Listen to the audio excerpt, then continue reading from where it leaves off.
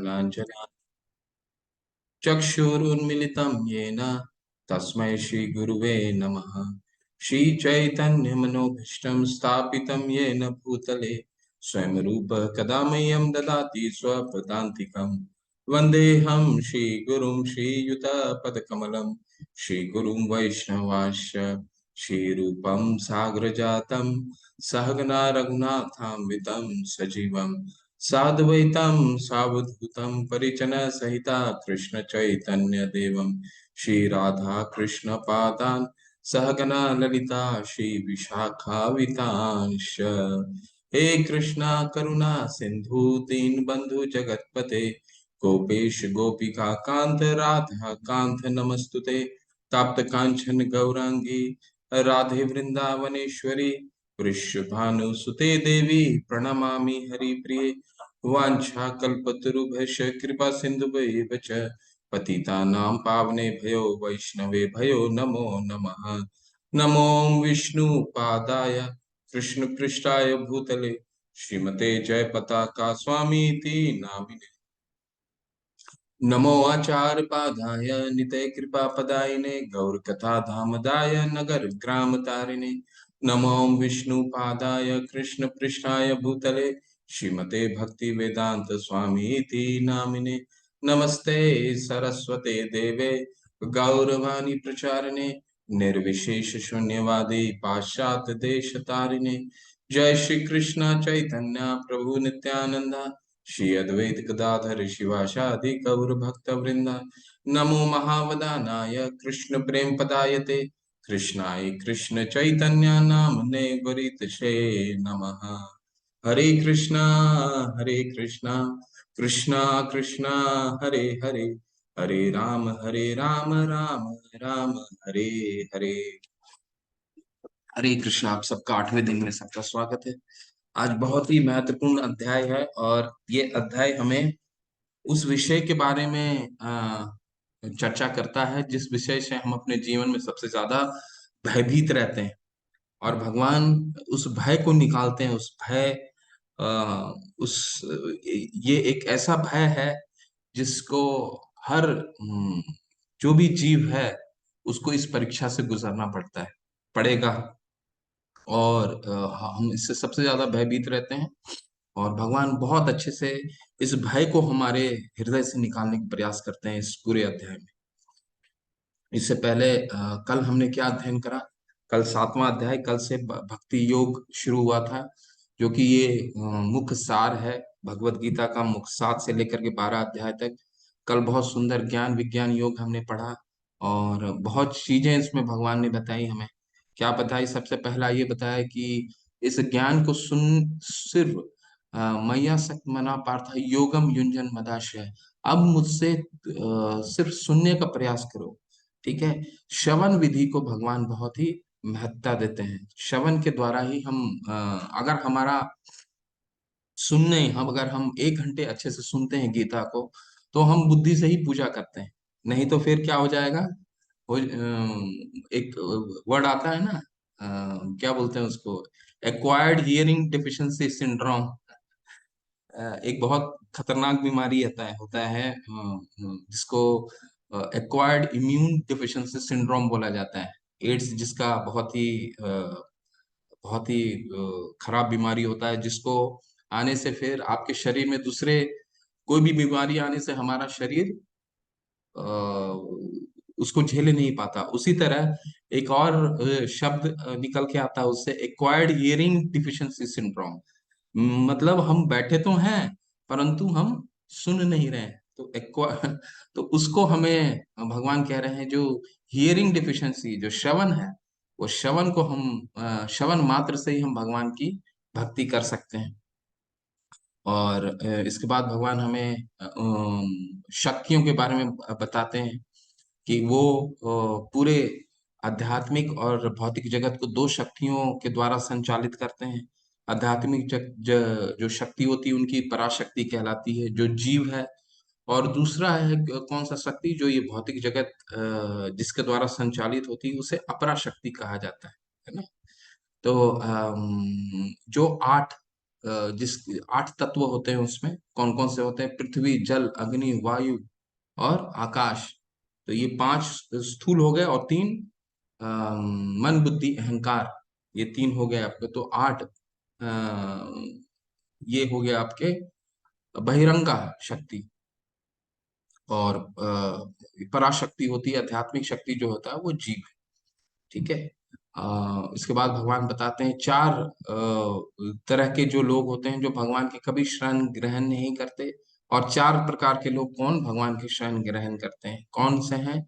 न माम दुष्कृतिनो मूढ़ा प्रपदन्ते नराधमा माया अपहृत ज्ञाना असुरम भावमाश्रिता। मूढ़ा, जो मूर्ख है, सुबह से शाम सिर्फ गधे की तरह खटता है और कोई समय नहीं मिल पाता है, अपने ही धन उपार्जन जो करके लाता है, अपने ही धन को वो उसका उपयोग नहीं कर पाता। ऐसे कौन, ऐसे लोग को भगवान कहते हैं मूढ़ा। दूसरा कैटेगरी आता है नराधम। नराधम जो मनुष्यों में सबसे अधम है, नरों में सबसे अधम, जो मेरी भक्ति तो करता है परंतु कहीं न कहीं जाकर के सिंसियरिटी नहीं है उसमें, वो छोड़ देता है जाकर के। ठीक है, वो हो गए नराधम। माया अपहृत ज्ञान, जिन्होंने शास्त्रों का अध्ययन तो किया है परंतु भगवान को एक सामान्य साधारण पुरुष मानते हैं। और सबसे चौथा कैटेगरी आता है वो आसुरम भावम आश्रिता। आसुर, जो भगवान को, जो नास्तिक हैं, जो भगवान से ईर्ष्या करते हैं, भगवान को मानते ही नहीं। तो ये 4 तरीके के लोग जो हैं ये कभी भी भगवान के शरण ग्रहण नहीं करते।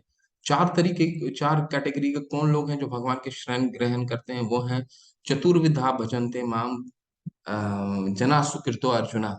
ठीक है। आर्थो अर्थार्थ आर्थो अर्थार्थी जिज्ञासु ज्ञानी च भरत ऋषभ। 4 कैटेगरी के लोग हैं वो जो कभी भगवान के भक्त हैं और तकलीफ में है। ठीक है। जो तकलीफ में, वो भगवान को पुकारते हैं। फिर वो जिनको धन चाहिए, ठीक है, अर्थार्थी जिनको धन चाहिए, जैसे ध्रुव महाराज।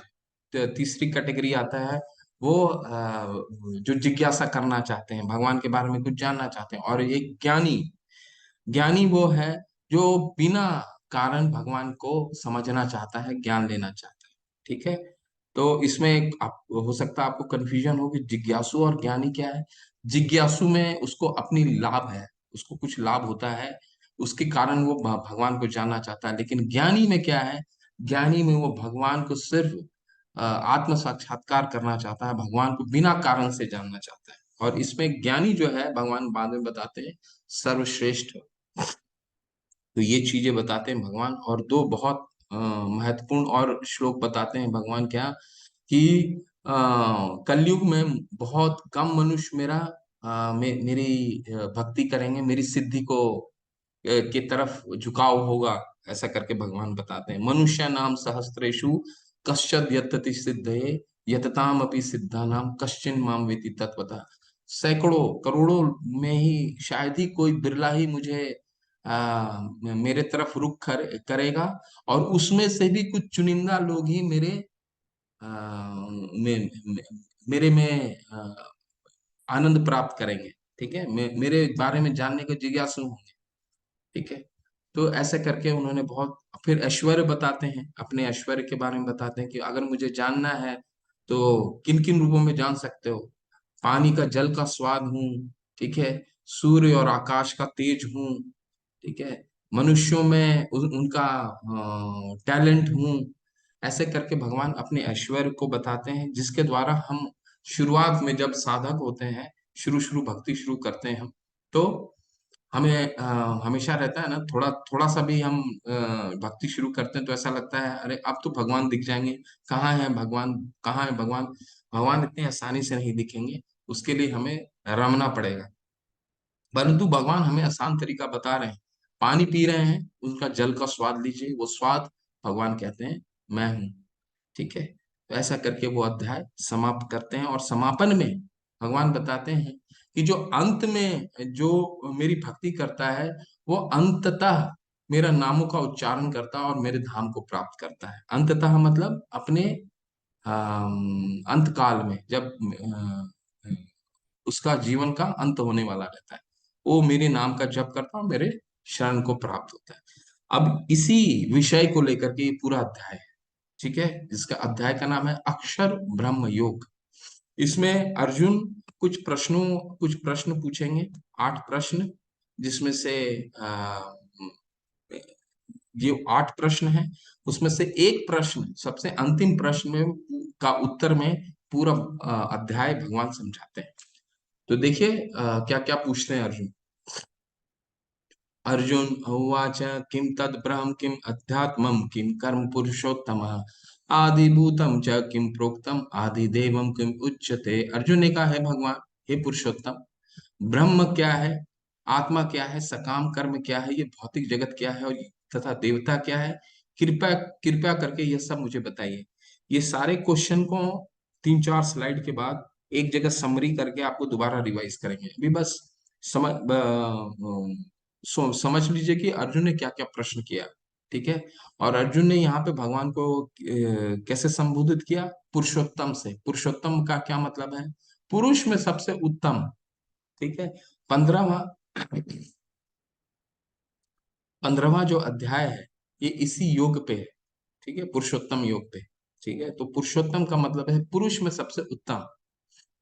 ठीक है, तो उनके वो कुछ कुछ वो क्या प्रश्न करते हैं अर्जुन, ब्रह्म क्या है, आत्मा क्या है, सकाम कर्म किसे कहते हैं, ये भौतिक जगत क्या है, ये देवता कौन है। ठीक है, ये कुछ प्रश्न करते हैं। और प्रश्न और आगे भी कह रहे हैं, हे मधुसूदन, यज्ञ का स्वामी कौन है, और वह शरीर में कैसे रहता है, और मृत्यु के समय भक्ति में लगे रहने वाले आपको कैसे जान पाते हैं। तो ये जो लास्ट वाला प्रश्न है कि मृत्यु के समय भक्ति में लगे रहने वाले आपको कैसे जान पाते हैं, इसके उत्तर में ही ये पूरा अध्याय है। पहले कुछ प्रश्न किया है अर्जुन ने, उसको समझते हैं क्या, उसके उत्तर में भगवान क्या समझाते हैं।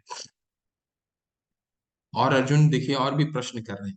जरा जरा मरण मोक्षा या मामश्रित्य यतन्ति ये ते ब्रह्म तद्विदु कृष्ण अध्यात्म कर्म चाखिलम। जो जरा तथा मृत्यु से मुक्ति पाने के लिए यत्नशील रहते हैं वे बुद्धिमान व्यक्ति, ये भगवान कह रहे हैं, जो जरा तथा मृत्यु से मुक्ति पाने के लिए यत्नशील रहते हैं वे बुद्धिमान व्यक्ति मेरी भक्ति की शरण ग्रहण करते हैं।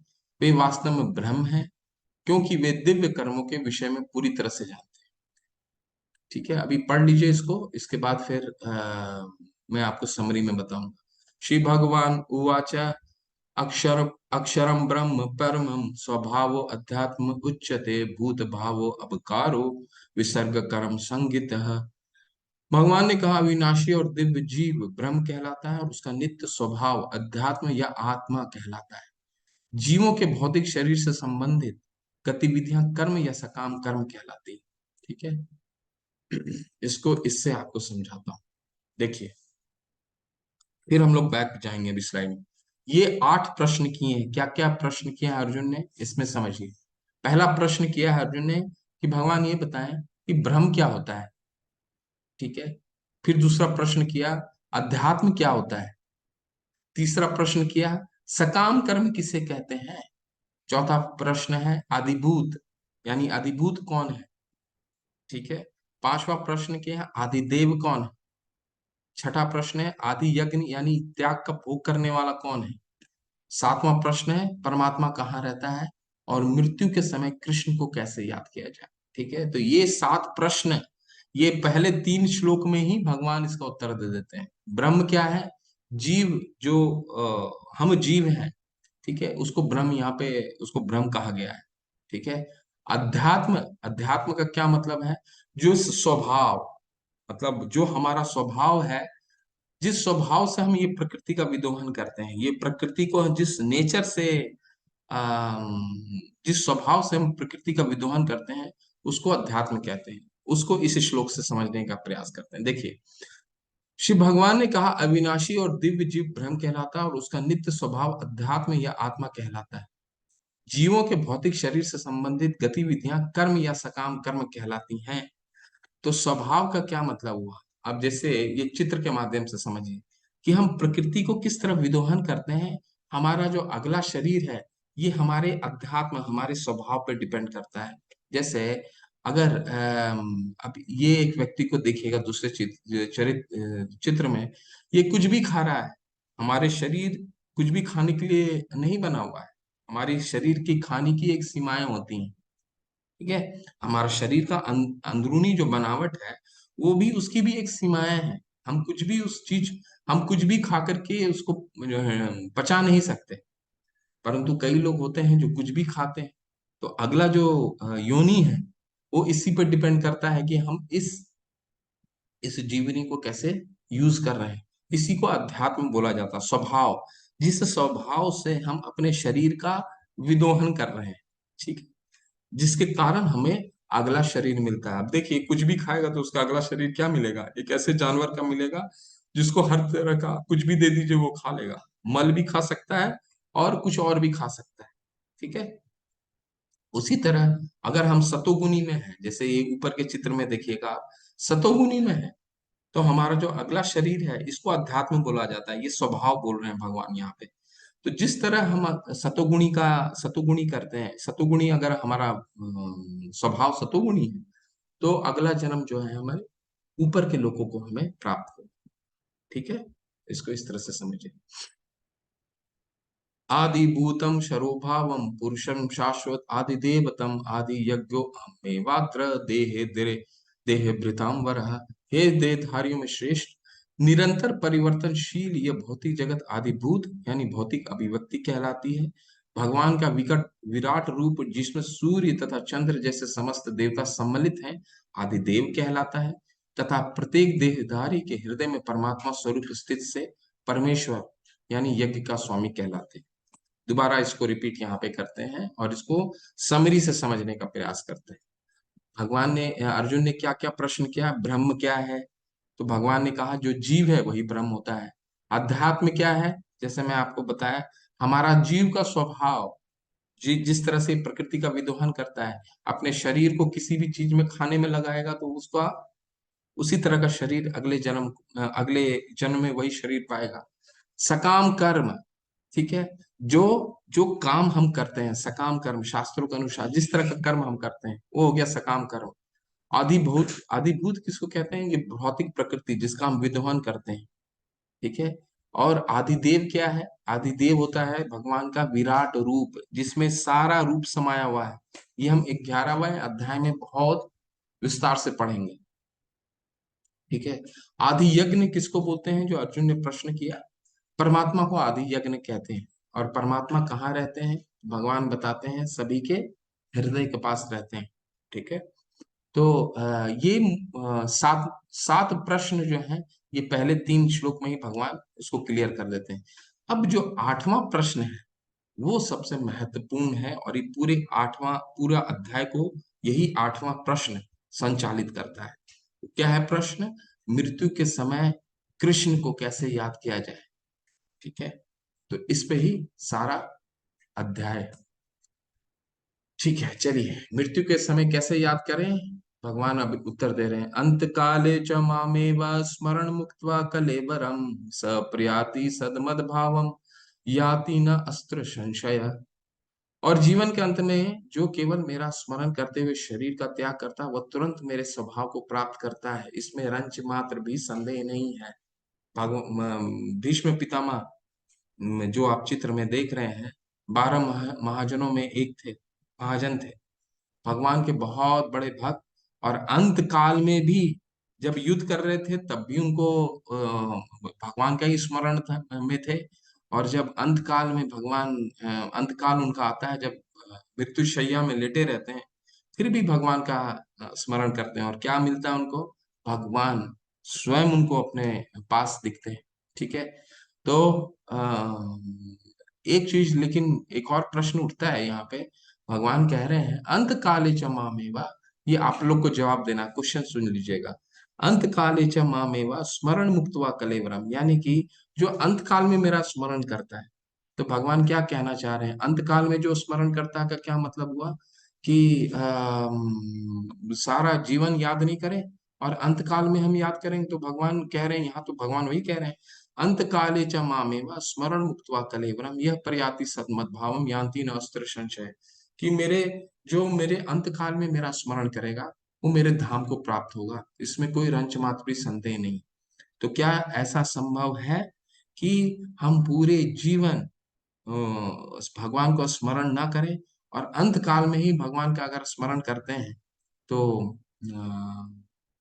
हम भगवान के धाम को प्राप्त होंगे? ऐसा संभव है? आप लोग चैट में भी डाल सकते हैं, आप लोग हैंड रेज भी कर सकते हैं। क्या ये ऐसा संभव है? जो पहली बार सुन रहे हैं उन वो भी पार्टिसिपेट कीजिए आप लोग। भक्ति में कोई गलत और सही नहीं होता, भक्ति में सभी श्रेष्ठ है।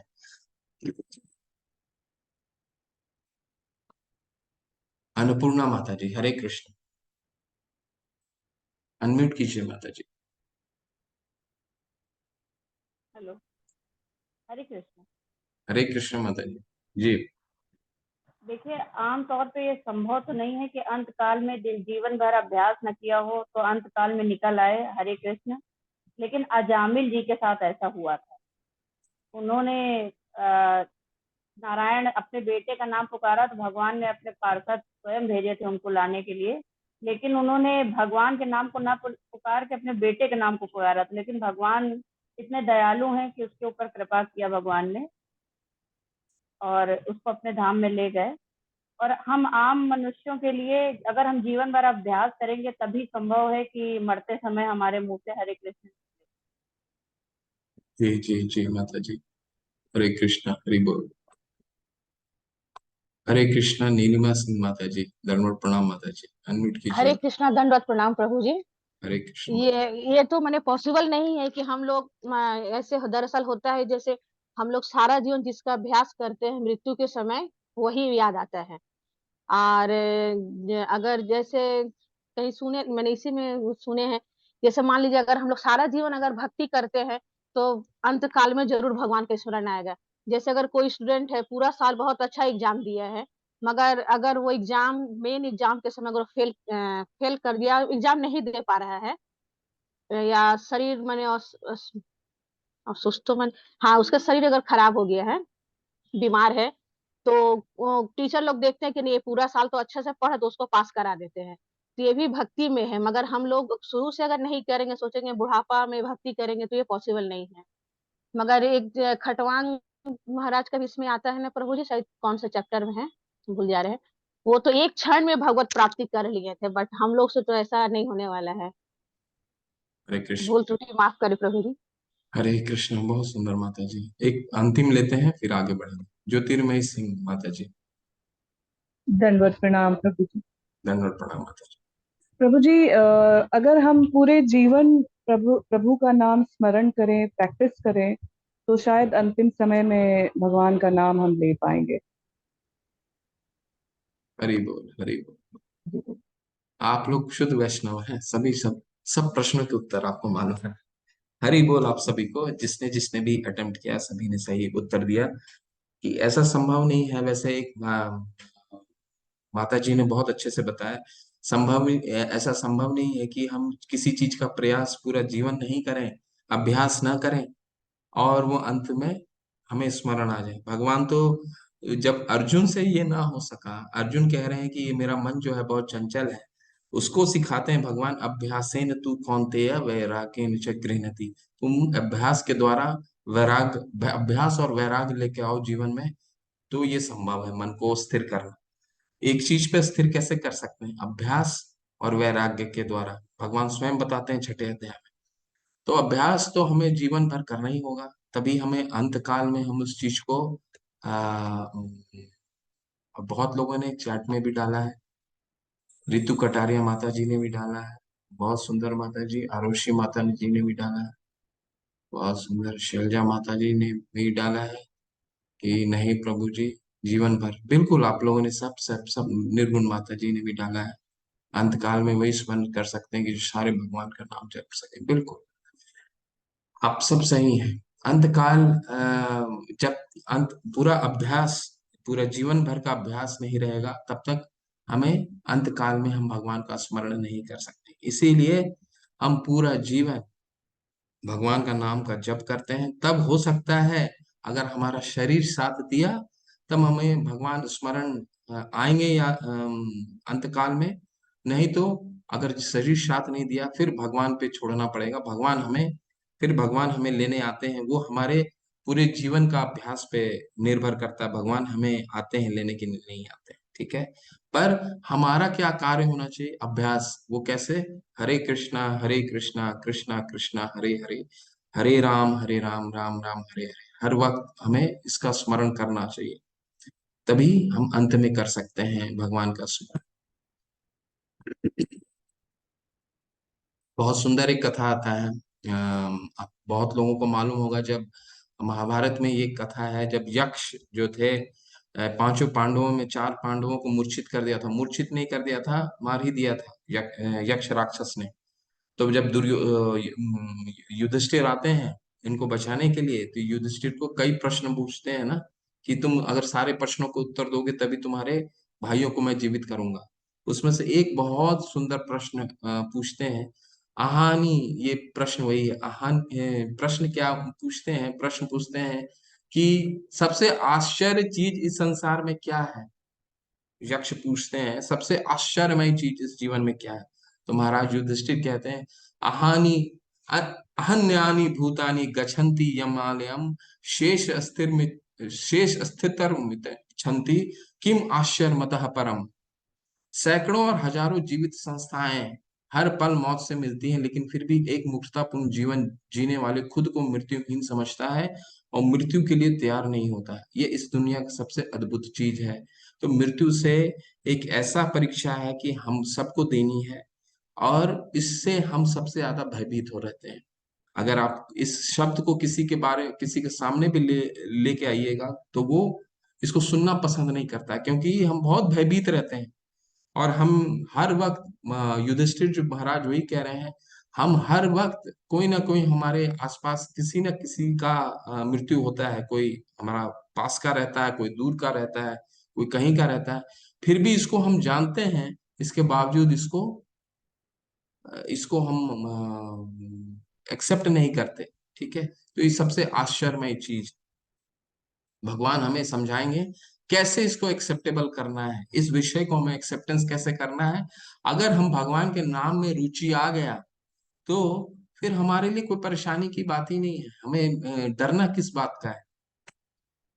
एक और कथा आती है, ये भरत महाराज का। वो इस श्लोक पहले पढ़ लेते हैं, फिर ये कथा को जोड़ेंगे। यम यम वापि स्मरण भावम तयज तयन्ते कलेवरम तम तमैवैति कौन्तेय सदा तद भाव भावितः।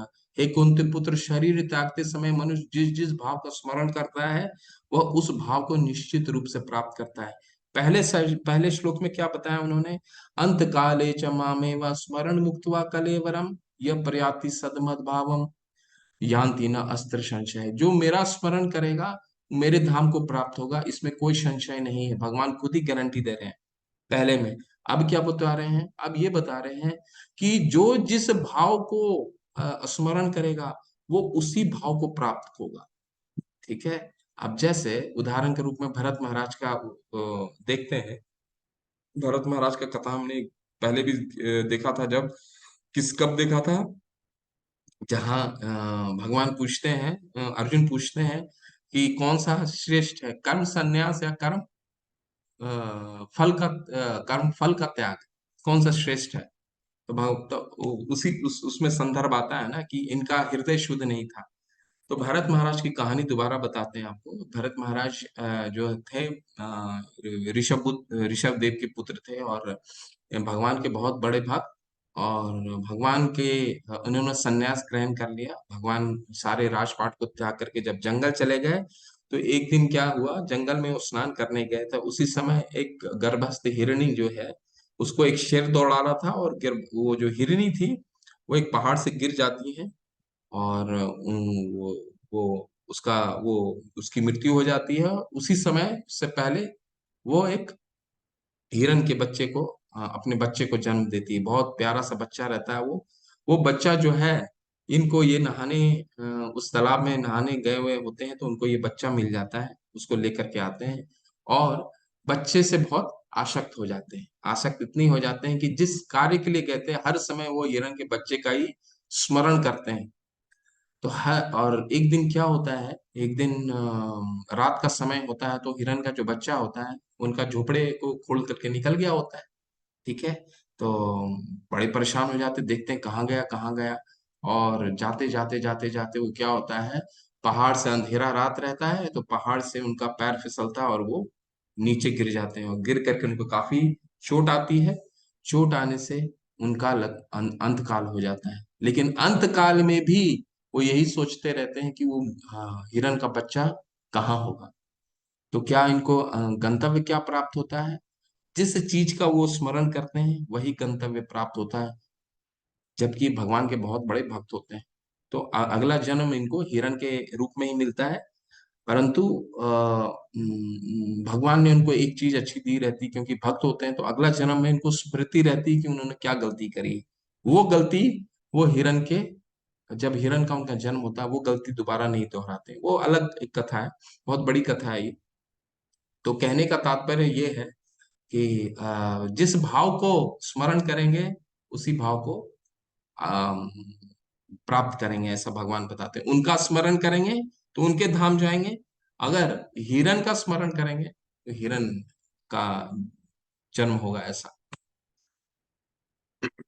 अब संदेश क्या दे रहे हैं अर्जुन को, देखिए। तस्मात् सर्वेषु कालेषु माम अनुस्मर युद्ध च मयि अर्पितो मनोर्बुद्धि मयि अर्पितो मनोबुद्धि माम वैशास्य संशय। अतएव हे अर्जुन, तुम्हें सदैव कृष्ण रूप में मेरा चिंतन करना चाहिए और साथ ही युद्ध करने के लिए कर्तव्य को भी पूरा करना चाहिए। अपने कर्मों को मुझे समर्पित करके तथा मन एवं बुद्धि को मुझ में स्थिर करके तुम निश्चित रूप से मुझे प्राप्त कर सकते हो। तो भगवान यहाँ दो तीन चीजें बहुत मुख्य बता रहे हैं। क्या बता रहे हैं? कि कर्तव्य कर्तव्य करते रहो और मेरा नाम, अपनी मन और बुद्धि मेरे पे अर्पित करो। ठीक है, कर्तव्य विमुख नहीं होना है। ऐसा नहीं कि युद्ध से भाग जाना है, कर्तव्य विमुख नहीं होना है, परंतु मैं अपने कर्तव्य भी करते रहो और मेरा अपनी मन और बुद्धि मेरे में लगाओ। ठीक है, इसका मतलब ये नहीं हुआ कि हम ऑफिस के मीटिंग में जा रहे हैं और मीटिंग में भगवान का नाम का जप कर रहे हैं। ये कहने का तात्पर्य नहीं है भगवान का। भगवान ये कह रहे हैं कि अपने मन में मेरा मन से स्मरण करते रहो। ठीक है, ताकि और अपने कर्म को इससे इफेक्टेड नहीं, कर्म अपना करो, युद्ध करो, जो अर्जुन को सिखा रहे हैं, युद्ध करो। परंतु ये हमेशा स्मरण होना चाहिए कि ये युद्ध जो कर रहा हूं, इसका फल जो है, इसको भगवान को समर्पित करना है। ठीक है, अभ्यास योगे युक्तेन। लेकिन ये कैसे होगा, ये संभव कैसे है? कोई अगर युद्ध कर रहा है, अर्जुन अगर युद्ध कर रहा है, युद्ध करते हुए युद्ध के बीचों बीच भगवान का अपना मन और बुद्धि कैसे अर्पित कर सकता है भगवान को? उसको तो युद्ध में इतना कंसंट्रेट होकर के लड़ाई करना पड़ेगा। और इतनी युद्ध तो जानते हैं ना, युद्ध किसी के जीवन में अगर युद्ध आता है तो कितना बड़ा विचलित होता है उसका हर पूरा शरीर, मन से पूरा कितना विचलित होता है। वो कैसे संभव है? फिर यहाँ भगवान बता रहे हैं वो कैसे संभव है। अभ्यास योग युक्तेना चेतसा नान्य गामिना परम पुरुषम दिव्यम याति पार्थ अनुचिंतयन। हे पार्थ, जो व्यक्ति मेरा स्मरण करने में अपना मन निरंतर लगाए रखकर अविचल भाव से भगवान के रूप में मेरा ध्यान करता है, वह मुझको अवश्य प्राप्त करता है। तो ये ऐसे नहीं होगा। भगवान हम अगर भगवान ये कह रहे हैं, युद्ध युद्ध जो है वो किसको डिनोट करता है? हमारे जीवन का जितने भी हम हर दिन जो जीवन के युद्ध होते हैं हमारे, हमारा क्रोध है, ईर्ष्या है, जलन है, महत्वाकांक्षा है। हम इतने कितने चीजों से लड़ाई डेली युद्ध करते रहते हैं अपने स्वयं के अंदर से। ठीक है, परंतु भगवान बता रहे हैं अर्जुन को, जो युद्ध करने की शिक्षा दे रहे हैं कि तुम युद्ध करो, मेरे पे मन और बुद्धि लगाओ। लेकिन ये ऐसे नहीं लगेगा। इसके लिए क्या करना होगा? तुम्हें अभ्यास करना पड़ेगा, तभी मेरे पे इतना विचलित समय पे तभी मेरे पे तुम्हारा मन लग सकता है, नहीं तो नहीं लगा पाओगे। ठीक है, भगवान इसको यहाँ पे तरीका बता रहे हैं। बता तो दिया कि करना क्या है, तुम्हें युद्ध कर्तव्य करना है और कर्तव्य करते करते अपने मन और बुद्धि को मुझ में लगाना है। परंतु वो कैसे होगा? अभ्यास के द्वारा। तो माता जी ने कहानी ये कह दिया है, अजामिल की कहानी है। अजामिल ब्राह्मण पुत्र होते हैं और उनके पिता एक बार इनको जंगल में लकड़ी लेने के लिए भेजते हैं और जंगल जब जाते हैं तो एक पुरुष स्त्री और पुरुष को आलिंगन करते देखते हैं और बहुत आसक्त हो जाते हैं उसको देख करके। हमने दूसरे अध्याय में पढ़ा था ना कि काम और क्रोध कैसे उत्पन्न होता है। एक बार देख लिया उससे कुछ नहीं होता है, देखने के बाद बार बार उस चीज को दोहराना अपने दिमाग में, तब हम उससे आसक्त होते हैं। ध्यायतो विषया पुंसा संगस्ते उपजायते संगास्त उपजायते कामा कामा क्रोध अभिजायते क्रोधात भवति सम्मोहा स्मोहात स्मृति विभ्रम स्मृति भ्रंशात बुद्धिनाशो बुद्धिनाशा प्रणश्यति। हमने 2.62-63 में देखा था 8 चरण कैसे होते हैं पतन का, कि एक बार ध्यान दे दिया तो ठीक है, लेकिन ध्याय तो बार बार। वही हुआ अजामिल के साथ, इसने देख लिया स्त्री पुरुष को, वहां तक तो ठीक था, फिर घर गया तो उसी के बारे में हमेशा चिंतन करता रहा, चिंतन करता रहा। विवाहित था, इसके बावजूद क्या हुआ, वो जो स्त्री थी वो एक वेश्या थी, उनसे दोबारा उसने विवाह किया। और विवाह करने के बाद सारे घृणित कार्य इसने करे। क्या घृणित कार्य करा, उसकी इतनी महत्वाकांक्षा थी उस वेश्या की, उसके लिए ये चोरी किया, जितने भी इसने गलत कार्य हो सकते हैं सारे गलत कार्य किए उसकी आकांक्षाओं को पूर्ति करने के लिए। परंतु उसने जीवन में एक क्या कार्य किया था कि उनके उसका जो पुत्र हुआ था, छोटा पुत्र का नाम नारायण रखा। अब पहले के जमाने में तो लोग भगवान के नाम से ही बच्चों का नाम रखते थे ना, आजकल ट्रेंड चेंज हो गया है। पहले तो भगवान के नाम से ही लोग बच्चों के नाम रखते थे, ताकि उसी के बहाने भगवान का स्मरण होता रहे, ठीक है। तो वही इसने नारायण रखा था अपने छोटे बच्चे का नाम। तो जब अंतकाल आया इनका, तो आ गए यमदूत लोग आ गए। यमदूत के दांत, बड़े बड़े दांत देख करके मन में भयभीत हो गया। तो इस जो इनके छोटा पुत्र था उससे बहुत इनको बहुत आसक्त थे, तो हमेशा नारायण नारायण कहते थे। तो जब यमदूतों को देखा इन्होंने बड़े बड़े दांत और डरावना शक्ल, तो डर गए। डर करके अपने छोटे पुत्र का ए नारायण ए नारायण ए नारायण करने लग गए। तो फिर जब भगवान का नाम इन्होंने लिया तो विष्णु दूत आए। विष्णु दूत आए तो यमदूत और विष्णु दूतों में काफी प्रतिवाद चला, और बाद में फिर इनको लेकर के गए, भगवान विष्णु दूत लेकर के इनको धाम लेकर के गए। तो कहने का तात्पर्य, मॉरल ऑफ द स्टोरी क्या है, अभ्यास अगर करते रहेंगे, जैसे इसने अभ्यास किया था, क्या अभ्यास किया था तो पति, परंतु इसने अपने छोटे बेटे का नाम से बहुत आसक्त था, इसी के बहाने उसने भगवान का नाम का उच्चारण किया। और भी कथा बहुत बड़ी है, परंतु संक्षेप में कहने का क्या मतलब है, अभ्यास करना, अगर अभ्यास करते रहेंगे तो अंतिम गंतव्य भगवान को धाम को प्राप्त होंगे। मनुष्य को चाहिए कि परम पुरुष का ध्यान सर्वज्ञ पुरातन नियंता लघुतम सभी लघुतर प्रत्येक के पालन करता समस्त भौतिक बुद्धि से परे अचिंत्य तथा नित्य पुरुष के रूप में करे। वे सूर्य के भांति तेजवान है और इस भौतिक प्रकृति से परे दिव्य स्वरूप है। तो ये जो श्लोक है ये हमें ये बताता है कि भगवान निराकार नहीं है। निराकार का क्या मतलब, 12वें अध्याय में हम बहुत डिटेल में पढ़ेंगे। निराकार मतलब भगवान, बहुत लोग होते हैं जो भगवान के साकार रूप को नहीं मानते, तो उनके लिए है, उनको इस श्लोक के द्वारा भगवान बता रहे हैं कि मुझे किसी भी रूप में स्मरण कर सकते हो, मैं एक छोटे से छोटे के रूप में भी स्मरण कर सकते हो, लघु से लघुतर रूप में भी स्मरण कर सकते हो, लेकिन हूं मैं साकार, मैं निराकार नहीं हूं, मैं साकार रूप है। मेरे साकार रूप में अपना चिंतन करो और उस चिंतन से अभ्यास करो, ठीक है। बहुत सुंदर एक कथा आता है, स्टोरी है, आपको सुनाता हूँ, ज्यादा नहीं, 2 मिनट है। आप लोगों ने न्यूटन का नाम सुना होगा, ठीक है, आइजैक न्यूटन, सदी के बहुत महान वैज्ञानिक। तो वो भगवत गीता के बहुत फॉलोअर थे। तो उनका एक मित्र था, बहुत ही क्लोज उनका फ्रेंड था, जो भगवान के अमेरिका में तो आपको मालूम है एस्थेटिस, जिसको नास्तिक बोलते हैं, बहुत होते हैं। तो उनका मित्र नास्तिक था और भगवान की उसमें नहीं मानता था कि भगवान कुछ नहीं है, नास्तिक था। तो न्यूटन बहुत समझाने का प्रयास करते थे कि देखो ये दृश्य जगत देखो, प्रकृति देखो, कभी सुबह उठो देखो, जाओ सुबह धूप आता है, कितना सुंदर दृश्य है, ये आकाश है, पक्षियां उड़ रहे हैं, अपने आप को देखो, जल आ रहा है, हवा बह रही है, अब हम सांस ले रहे हैं, ये सारा तो एक ऑटोमेटिक तो नहीं है, ये सारा तो किसी ने तो बनाया होगा। तो उसका मित्र था, बोला अरे किसी ने नहीं बनाया, ये सारा ऑटोमेटिक है। तो उसको कई बार समझाता था परंतु उसको समझ नहीं आता था। तो न्यूटन ने भी बोला इसको समझाने का एक तरीका है। उसने क्या किया, उसने पूरे सोलर सिस्टम का, अपने यूनिवर्स का एक बहुत अच्छा मॉडल तैयार किया अपने लेबोरेटरी में, है ना। ये और लेबोरेटरी में सजा कर रख के एक रख दिया उसको। फिर अपने सारे मित्र को उन्होंने बुलाया कि आओ देखो, मैंने बहुत अच्छा मॉडल तैयार किया है। जब वो मॉडल देखने के लिए सारे लोग जाते हैं तो अद्भुत मॉडल होता है, अद्भुत, बहुत सुंदर मॉडल। सब बहुत वाह वाह करते हैं कि ये मॉडल किसने बनाया, किसने बनाया। वो मित्र भी आता है, जो मित्र उनका नास्तिक मित्र होता है वो भी आता है। तो नास्तिक मित्र इनसे पूछता है इतना सुंदर मॉडल किसने बनाया। तो न्यूटन जो होते हैं वो बोलते हैं कि पता नहीं किसने बनाया है, और वो वहां पे उनको इग्नोर करके चले जाते हैं। ठीक है। तो जब वो सभा खत्म होता है, जब वो सब सारे मित्र उसके चले जाते हैं, तो वो मित्र बच जाता है।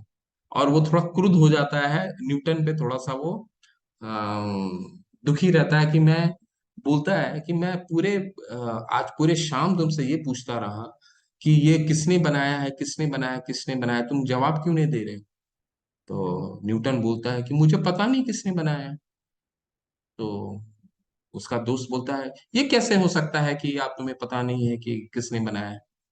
तो न्यूटन फिर उनको समझाते हैं कि एक छोटा सा जो मॉडल है, जो जड़ है, वो तुम विश्वास नहीं कर रहे हो कि किसी ने नहीं बनाया है, ऑटोमेटिक है ये। मैं जो बोलने का प्रयास कर रहा हूँ, और ये दृश्य जगत, इतना सुंदर दृश्य जगत जो चेतन है, जो अपने आप में चेतन है, उसको तुम कैसे कह रहे हो किसी ने नहीं बनाया। किसी ने जरूर इसको बनाया, तभी तो इतना सुंदर है। अगर एक छोटी सी मॉडल जब तुम्हें ऐसा लग रहा है किसी ने बनाया है, तो इतना दृश्य जगत कितना सुंदर होगा। ठीक है। तो ये भगवान साकार है, यही सिद्ध होता है भगवान निराकार नहीं है ना। तो इस जगत में सर्वोच्च लोक से लेकर के निम्नतम सारे लोग दुखों के घर हैं, जहां जन्म तथा मरण का चक्कर लगा रहता है। किंतु हे कुंती पुत्र, जो मेरे धाम को प्राप्त कर लेता है वह फिर कभी जन्म नहीं लेता। आप ब्रह्मा भूनाथ लोकान पुनर्वर्तिनो अर्जुन माम उपैते तु कौन्तेय पुनर्जन्म पुनर्जन्म न विद्यते। जितना जितने भी लोग हैं, ऊपर से ऊपर लोग, भगवान यही बता रहे हैं, सबका ये सब दुखों के घर है, जहां जन्म, सब में जन्म और मृत्यु लगा रहता है। सबसे ऊपर का ग्रह कौन है, अभी हम ये देखेंगे। सबसे ब्रह्मा जी जहाँ रहते हैं, ठीक है। तो सब में दुखों का घर है। अब जैसे स्वर्ग है, स्वर्ग में भी युद्ध चलता रहता है, पृथ्वी तो आप जान ही रहे हैं क्या चल रहा है। और नर्क में तो सिर्फ दर्द ही दर्द है। तो ये भगवान कह रहे हैं जितने लोग हैं, उच्च के उच्च लोग, भौतिक जगत में सब दुखालयम शाश्वतम। ठीक है। तो ये प्रसंग दोबारा आता है। ब्रह्मा जी जो चौथे अध्याय में हमने पढ़ा था, ब्रह्मा जी का उम्र, मानव गणना के अभी, ये ब्रह्मा जी का हमने पढ़ लिया ना कि ब्रह्मा जी का भी लोक का पतन होता है। मानव गणना वहां पतन नहीं होता है, उस लोक में भी जन्म और मृत्यु चलते रहते हैं। हो सकता है उनकी दीर्घ आयु है, बहुत बड़ी है, 311 ट्रिलियन ईयर्स है। ठीक है। मानव गणना के द्वारा ब्रह्मा का एक दिन का अवधि 864 करोड़ वर्ष है। जब ब्रह्मा का एक दिन प्रकट होता है, जीवों का ये भीड़ अस्तित्व में आती है, और ब्रह्मा की रात के आगमन पर उनका अस्तित्व शुरू होता है। तो हमने देखा था चौथे अध्याय में, स्मरण करने के लिए दोबारा रिपीट करता हूँ। ब्रह्मा जी का 1 सेकंड हमारा 1 लाख साल है। ठीक है, इसको स्मरण रखिए। ब्रह्मा जी का पूरा कितना साल हुआ, पूरा 311 ट्रिलियन ईयर, 100 साल जीवित रहते हैं। तो भौतिक गणना के अनुसार 311 ट्रिलियन ईयर्स, अभी 50 साल वो लोग, उनकी जीवन आयु बीत चुकी है। ठीक है। 14 मनवंतर होते हैं। ठीक है। अभी 7वां मनवंतर चल रहा है, जिसमें हम गीता का आपके साथ पाठ कर रहे हैं। 28वां दिव्य युग का, 7वें मनवंतर का 28वां का दिव्य युग का, कलयुग का 2023। ठीक है, ये पूरी गिनती है। ठीक है। तो जितने भी लोग हैं, सबका एक ना एक दिन सब में जन्म और मृत्यु लगा रहता है। ब्रह्मा जी का भी उम्र है, उसके बाद प्रलय होता है। ब्रह्मा जी का एक दिन में छोटा प्रलय है, और रात में जब उनका पूरा जीवन हो जाता है तो बड़ा प्रलय आता है, यानी ये सृष्टि दोबारा खत्म हो जाती है। बहुत सुंदर श्लोक है। इसके अतिरिक्त एक अन्य अव्य प्रकृति है जो शाश्वत है और इस अब व्यक्त तथा अव्यक्त पदार्थ से परे है। यह परा यानी श्रेष्ठ और कभी न नाश होने वाली है। जब इस संसार का सब कुछ लय हो जाता है तब भी उसका नाश नहीं होता।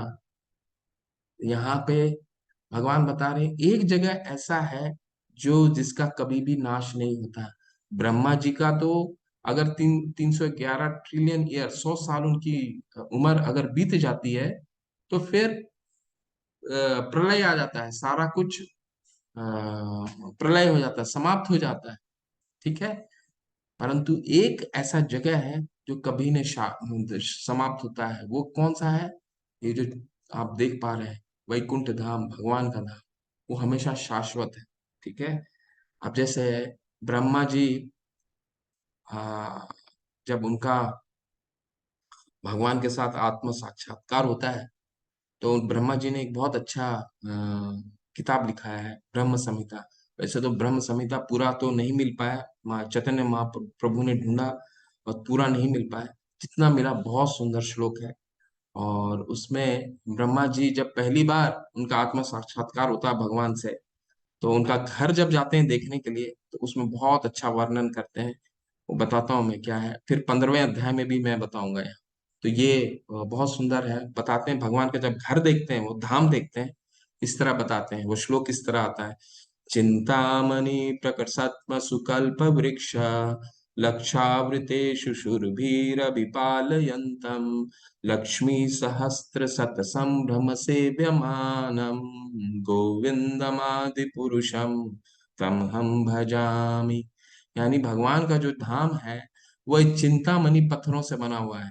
चिंतामणि का पत्थर कौन सा पत्थर होता है? जैसे हमारे भौतिक जगत में पारसमणि के पत्थर होते हैं ना, उसी तरह का पत्थर। मतलब उस पत्थर से कुछ भी चीज, आप कोई भी धातु उत्पन्न हो सकता है, सोना, चांदी, ऐसे पत्थरों से पूरा धाम भगवान का बना है।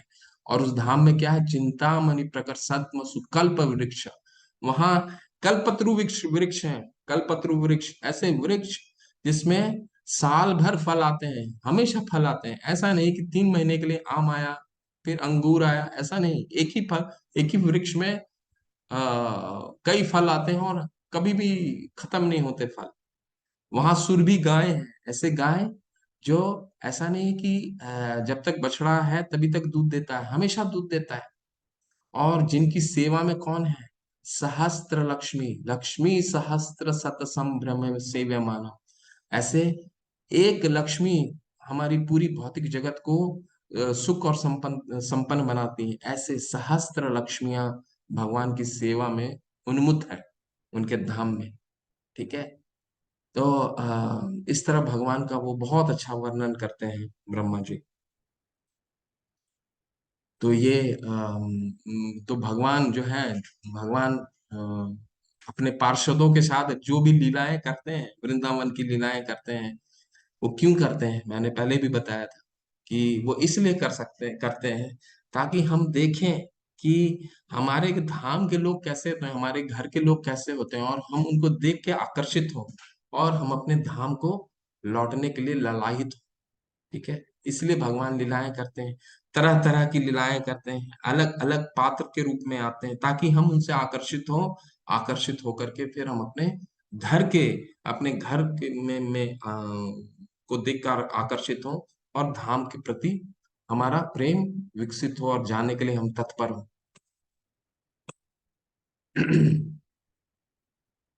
तो ये बहुत छोटा है, आप लोग को पीडीएफ मिलेगा। ये गोलों का चार्ट है। ठीक है, इसको मैं और बड़ा करके दिखाता हूँ आपको। गोलोक चार्ट का क्या मतलब होता है? जैसे भौतिक, अगर आपने ज्योग्राफी, आप सब लोगों ने भूगोल पढ़ा होगा, तो एटलस बोला जाता है ना, एटलस। पूरा हमारा जो भूगर्भ को अगर मैप में बनाया जाए तो उसको एटलस बोला जाता है। ठीक है, उसी तरह आध्यात्मिक जगत जगत का एटलस को गोलों का चार्ट बोला जाता है। ठीक है, इसमें ये 14 लोग हैं जिसकी आज बात हुई है। जो कह रहे हैं 14 लोक में, इसको और विस्तार से हम किसी और स्लाइड में कवर करेंगे, किसी और चैप्टर में। बट आप लोग को पीडीएफ मिलेगा, इसमें जरूर ध्यान दीजिएगा। ये 14 लोक होते हैं। हम कहाँ हैं? हम भूलोक में हैं। भूलोक से ऊपर कितने लोग आते हैं? भूलोक से ऊपर आते हैं, आपको भूलोक से ऊपर होता है भुवरलोक। भुवरलोक जहाँ पे पितृलोक रहते हैं। स्वर्गलोक, स्वर्गलोक के ऊपर होता है जहाँ पे देवताएं होते हैं। इसके बाद 3 लोक ऐसे होते हैं जहाँ महर्षि लोग रहते हैं, महरलोक, जनलोक, तपलोक, और सबसे ऊपर है जो ब्रह्मा जी का है, वो है कौन है? सत्यलोक। ठीक है।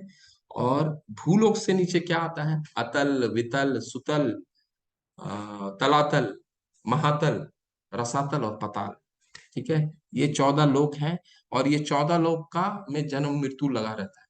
पाताल के बाद आता है 28 नरक। ठीक है। तो ये एक छोटा, ये अपने आप में बहुत बड़ा विषय है। बस आपको ये दिखाने के लिए गोलों का चार्ट दिया गया है कि आपको इस चीज से समझ पाए कि ये जितने 14 लोग हैं इसमें जन्म मृत्यु लगा रहता है। अगर इसको, इसके अगर जन्म मृत्यु को पार करना है हमें, तो हम इस लोक को पार करना पड़ेगा। बहुत सुंदर एक श्लोक आता है, स्तोत्र है, मुकुंद माला श्रोत, जिसमें भगवान के एक भक्त होते हैं जिनका नाम है राजा कुलशेखर। उन्होंने ये लिखा है। क्या लिखा है देखिए। कृष्णा तोदाय पाद पंकज पंजरंतम, अद्वैत में विस्तु मनसा राजहंसा, प्राण प्रायना समय कपवत पित्त, कंथावरोधन विधौ समरणम स्मरणम कुतस्ते। हे कृष्ण, कृपया मेरे मन को तुरंत अपने कमल के फूलों के पैरों की ओर जाने दें, जैसा कि राजहंस कमल के फूलों के तने में प्रवेश करता है। अब मेरी अंतिम सांस के समय मेरा गला हवा, पित्त और कफ की क्रियाएं से संकुचित हो जाता है, तो मैं आपको कैसे याद रख सकता हूँ? बहुत सुंदर एक बहुत बुक आती है इनकी, मुकुंद माला स्रोत के नाम से, और भागवतम में इनका कथन आता है बहुत। तो ये क्या कह रहे हैं? कह रहे हैं कि भगवान, मैं आज, मेरा स्वास्थ्य अच्छा है, तो मुझे आज ही अपने शरण में ले लीजिए। कल जब मैं वृद्ध हो जाऊंगा, या मेरा कफ और वित्त आ जाएगा, मेरे गले में मैं आपका नाम का सही से उच्चारण नहीं ले पाऊंगा, तो उससे अच्छा है आज मुझे अपने शरण में ले लीजिए। ठीक है। बहुत सुंदर ये स्तुति है। और ये अंत का श्लोक है, बहुत सुंदर श्लोक है। वे, वेदेषु यज्ञेषु तपेषु च एव दानेषु यत् पुण्यफलं प्रदिष्टम्, अत्तेति तत्सर्वं विधिं विदित्वा योगी परं स्थानुपैति च चादम्। वेदेषु यज्ञेषु तपेषु चैव दानेषु यत् पुण्यफलं प्रदिष्टम्, अत्तेति तत्सर्वविदं विदित्वा योगी परम स्थान उपैति च आदम। जो व्यक्ति भक्ति मार्ग स्वीकार करता है, वह वेदाध्ययन, तपस्या, दान, दार्शनिक तथा सकाम कर्म करने से प्राप्त होने वाले फलों से वंचित नहीं रह होता। वह मात्र भक्ति संपन्न करके इन समस्त फलों को प्राप्त करता है, अंत में परम नित्य धाम को प्राप्त होता है। कितना सुंदर भगवान यहाँ बता रहे हैं। देखिए, भगवान बता रहे हैं कि वेदेशु यज्ञ, वेदेशु मतलब हम सारे वेद, जो सारे वेद पढ़ लेते हैं, ठीक है, जो सारे वेद पढ़ने से पुण्य प्राप्त होता है, सारे यज्ञ करने से जो पुण्य प्राप्त होता है, सारे तपस्याएं करने से जो पुण्य प्राप्त होता है, वो दान, कौन सा दान? जो हम दान देते हैं, वो दान की बात नहीं कर रहे हैं जो किसी को भी हम दान दे देते हैं। सतोगुणी में दान, जो दान करने से जो पुण्य फल प्राप्त होता है, वो फल सिर्फ हमें भक्ति करने से प्राप्त हो जाता है। ठीक है। मतलब इन सब का सार, वेदों को पढ़ने का सार, तपस्या और यज्ञ करने का सार, सतोगुण में दान देने का सार, अगर इन सबों का सार से जो पुण्य प्राप्त होता है, भगवान कहते हैं ये सिर्फ मेरी भक्ति करने से इन सबों का पुण्य तुम्हें स्वतः ही प्राप्त हो जाता है।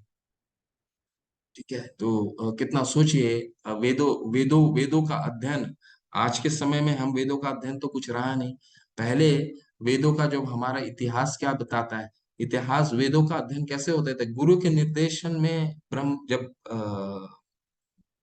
ब्रह्मचारी 1 से 25 जो हमारा पहला जो 4 वर्ण 4 आश्रम होता है, सबसे पहला होता है ब्रह्मचर्य।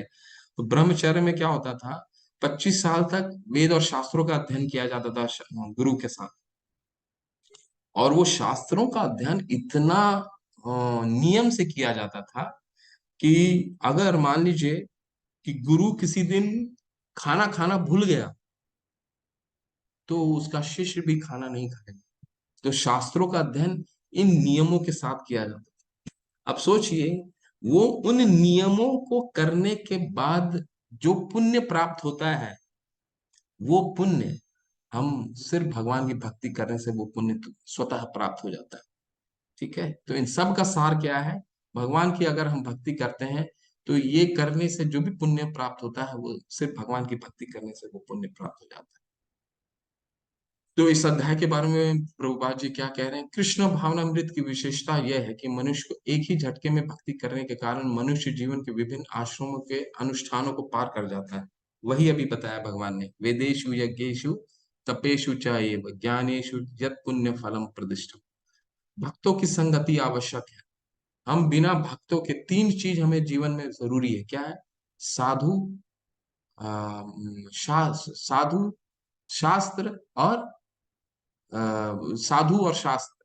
ठीक है, साधु इसमें से साधु का जो रोल है बहुत ही महत्वपूर्ण है। वो क्या है? क्यों? भक्तों की संगति आवश्यक है, क्योंकि हम ऐसे भक्ति में हमारी बढ़ोतरी अ, हम आगे नहीं बढ़ पाएंगे बिना भक्तों की संगति के। 7वें से लेकर 12वें तक के अध्याय भगवत गीता के सार रूप में है। प्रथम 6 अध्याय तथा अंतिम 6 अध्याय इन मध्यवर्ती 6 अध्यायों के लिए आवरण पात्र हैं, जिनकी सुरक्षा भगवान करते हैं। यदि कोई गीता के इन 6 अध्यायों को भक्ति की संगति में भली भांति समझ लेता है तो उसके जीवन समस्त तपस्याओं, यज्ञों, दानों, चिंतनों को पार करके महिमा मंडित हो उठेगा, क्योंकि केवल कृष्ण भावनामृत के द्वारा उसे इतने कर्मों का फल प्राप्त हो जाता है। जिसे भगवत गीता में तनिक भी श्रद्धा नहीं है, उसे किसी भक्त से भगवत गीता समझनी चाहिए, मनोधर्मी से नहीं। प्रभुपाद जी ये करीबन हर अध्याय में बताते हैं कि भगवत गीता को हमें किससे सुनना है? ऐसे लोगों से नहीं सुनना है जो मनोधर्मी है, जो मनोकल्पना से ध्यान बताते हैं। गीता हमें किससे सुनना है? सिर्फ भक्तों से। ऐसा क्यों? क्योंकि भक्त वही बताते हैं जो भगवान बताना चाहते हैं। ठीक है, वो अपना कुछ ऐड नहीं करते, उसमें कुछ डिलीट नहीं करते। ठीक है, हरे कृष्ण। इसके साथ ये अध्याय खत्म होता है। और कल जो है, कल सबसे महत्वपूर्ण अध्याय आने वाला है। कल और परसों का अध्याय, जैसे गी, गीता का ये जो 6 अध्याय है, 7 से लेकर के 12 तक, ये इस पूरे गीता का सार है। और इन 6 अध्यायों का भी सार जो है कल का अध्याय, कल का और परसों का अध्याय बहुत सुंदर है अध्याय। और उसके एक एक वर्ष, एक एक श्लोक इतना इंपॉर्टेंट है, इतना महत्वपूर्ण है। ठीक है, हरे कृष्ण। जिनके कल के प्रश्न रह गए हैं आपके, दोबारा आपको बता देता हूँ। आप माता जी आपके व्हाट्सएप में क्विज के लिंक भेजती होंगी। उस क्विज के लिंक को आप अटेम्प्ट कीजिए। ठीक है, और आपका जब 18 दिन समाप्त हो जाएगा तो आप उससे डाउनलोड कर पाएंगे। कोशिश कीजिए कि हर दिन पीडीएफ पढ़िए और उस क्विज को लीजिए, क्योंकि जब उसको आप एक साथ करने का प्रयास करेंगे ना तो बहुत फिर नहीं कर पाएंगे, क्योंकि बहुत लंबा कोर्स हो जाता है। तो हर दिन थोड़ा पढ़िए और उस क्विज को अटेम्प्ट कीजिए। आसान है क्विज, ऐसा नहीं है। अटेम्प्ट कीजिए और फिर सर्टिफिकेट लाइए, फिर अगले लेवल में आइए। ठीक है, इसको हम 5 लेवल में पढ़ते हैं। पूरे गीता को हम 5 स्तर में पढ़ते हैं। प्रभुपाद जी बताते हैं कि गीता को समझने के लिए कम से कम हमें 6 बार गीता का अध्ययन करना पड़ेगा। ठीक है, ठीक है, प्रश्न कीजिए।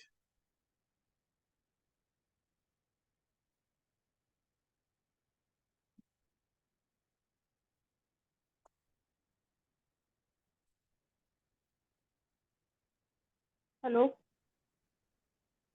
हेलो। हरे कृष्णा माता जी। जी माता जी। हरे कृष्णा प्रभु जी। प्रभु जी मुझे ये शुरुआत में जब स्टार्ट करने के लिए मेरे पास तुलसी की माला तो है, लेकिन अभी आपने बोला था अभी मत स्टार्ट करिए, उस पे नीम और बेल पे स्टार्ट करिए। तो वो मुझे मिल नहीं पा रहा है, चंदन और स्फटिक का मिल पा रहा है। तो क्या उस पे जब किया जाता है चंदन और स्फटिक? बिल्कुल बिल्कुल माता जी, आप जहाँ भी रहती हैं आप तो हाँ, ऑनलाइन ऑर्डर कर सकते हैं ना, हमारे तो वेबसाइट में ही आप तो माला अवेलेबल तो होगी। अ, अ, तुलसी की माला है हमारे पास। आप इसकी बेल और नीम नीम की की नहीं है। नीम की माला आपको ऑनलाइन ऑर्डर ऑर्डर कर सकते हैं। ऑनलाइन नहीं मिल रहा है क्या? नहीं, मैंने मार्केट में जाके देखा था तो मुझे स्फटिक और चंदन का मिला था, ऑनलाइन नहीं देखा था। हाँ, ऑनलाइन देख लीजिए, आपके मंदिर के वेबसाइट में चले जाइए, और नहीं तो अच्छा, आपको लिंक डाल देंगे, आप ऑनलाइन मंगा सकते हैं, ऑनलाइन अवेलेबल है मतलब। तो अगर ये मेरे पास स्फटिक के घर में रखी भी है, क्या उससे कर सकते हैं? हाँ करिए करिए, कोई बात नहीं, कर सकते स्फटिक की माला। अच्छा, कर सकते। ठीक है, ठीक है प्रभु जी।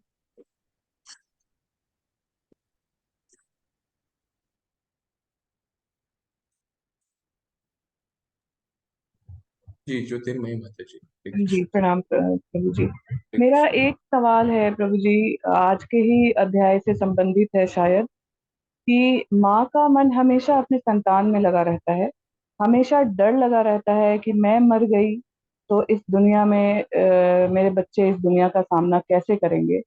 इस डर पर काबू नहीं कर पा रही हूँ।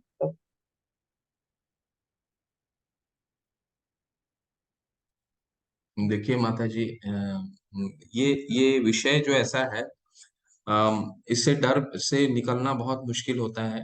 परंतु अभी क्योंकि ये एक ऐसा विषय है, इस निर्भय अगर होना है तो निर्भय एक ही तरीके से भगवान बताते हैं हो सकते हैं। वो कैसे? जब भगवान पे हमारी मन पूरा तरह से अनुरक्त होगा तभी हम निर्भय हो सकते हैं, नहीं तो निर्भय होना हमारे लिए बहुत मुश्किल है। तो सिर्फ और सिर्फ एक ही चीज पे आश्रय रखिए, जो भगवान ने इस अध्याय में हमें सिखाया है कि अभ्यास करना होगा, और भगवान का नाम पे अपना मन लगाना होगा। क्योंकि माता जी ये एक ऐसी परीक्षा है जो हमारे हाथ में बिल्कुल नहीं है, और हम सबको देना है। हम जो भी हम कर रहे हैं, जो भी आज हम जितने लोग बैठे हैं सबको इस परीक्षा से गुजरना है। ठीक है? तो इसका सामना कैसे करें, भगवान ने हमें इस अध्याय में बहुत अच्छे से बताया है कि सिर्फ और सिर्फ मेरा नाम लो, और उसका अभ्यास करो, और इसका कोई दूसरा सेकंड विकल्प ही नहीं है माता जी, अभय बनने का। ठीक है? तो भक्त भक्त अपने जीवन में अभय इसीलिए हो पाता है क्योंकि वो पूर्ण रूप से भगवान पे डिपेंडेंट रहता है। अब एक बच्चे को देखिए, छोटा बच्चा है, छोटा बच्चा क्या होता है, माँ पे पूर्ण रूप से शरणागत होता है, उसको भयभीत होते कभी नहीं दिखेगा, कभी भयभीत नहीं होता। उसको आप जितना भी डराएंगे, अगर माँ के गोद में है तो कभी भी नहीं भयभीत होता है। उसी तरह भक्त क्या होता है कि पूर्ण रूप से शरणागत हो जाता है। इसलिए हम कहते हैं ना, जब हाथ उठाते हैं तो कहते हैं बच्चे बन जाते हैं। बच्चे बन करके हम भगवान से प्रार्थना करते हैं कि मुझे अपने अपने गोद में ले लीजिए, अपने शरण शरण में ले लीजिए, ताकि हम तभी अभय हो पाएंगे जब हम भगवान हमें पूर्ण रूप से अपने शरण में लेंगे। तो नाम लीजिए माता जी, अभी वो इम्पोर्टेंट है। Chanting the most important thing है, तो वो चैंटिंग पे थोड़ा फोकस रखिए माता जी।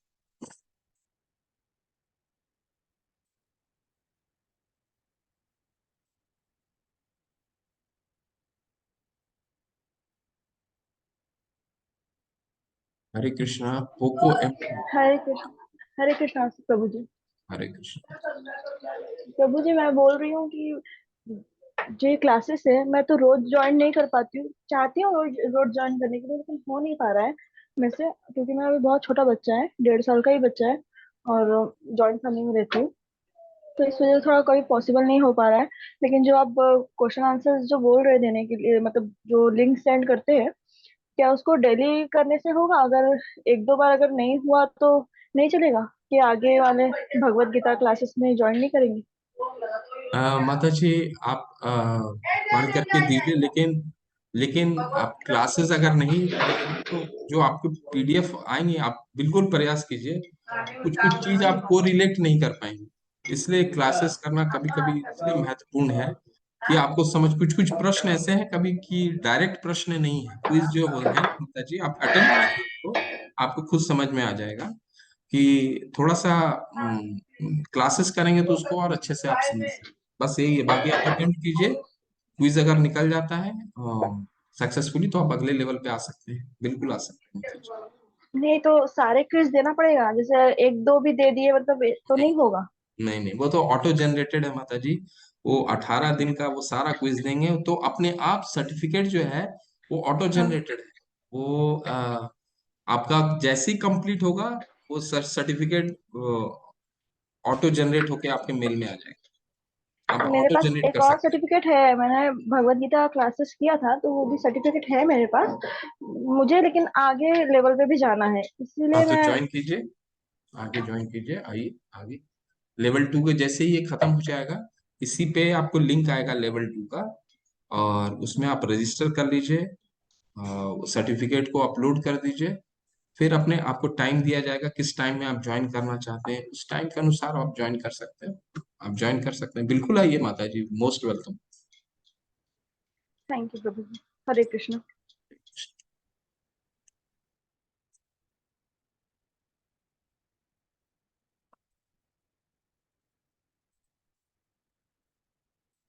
सुमेरु बीड़ पर क्या बोलते हैं और इसका क्या तात्पर्य है? सुमेरु बीड़ पे निर्गुण माता जी ने एक दिन डाला था ना, आज नहीं है, ठीक है। हम पंच तत्व बोलते हैं माता जी, पंच तत्व। अभी मैं माता जी को बोलूंगा व्हाट्सएप जो चैट है उसमें डाल देंगे वो।